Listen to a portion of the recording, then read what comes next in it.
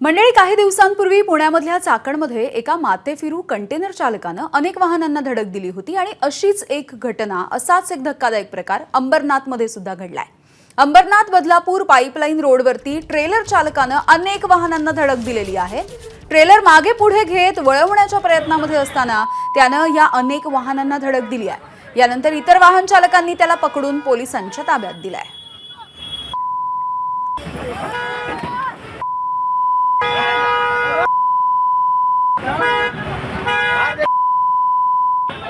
तो अंबरनाथची पोलीस चौकी तिथून जो रॉंग साइड आलाय, त्यांनी आरटीओनी त्याला अडवला, नाही अडवलं, त्यांनी काय केलं, काय सगळ्यांना उडवत तो आलाय। सगळ्यांना उडवलं म्हणजे त्यांनी मागं पुढं पुढे जेवढ्या गाड्या दिल्या सगळ्यांना उडवलं, रिवर्स टाकलं, कारण की त्याच्यावर पब्लिकनी दगडफेक केली।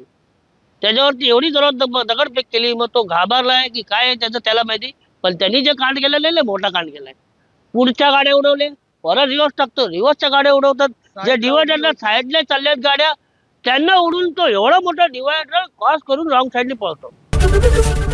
एबीपी माझा, उघडा डोळे बघा नीट।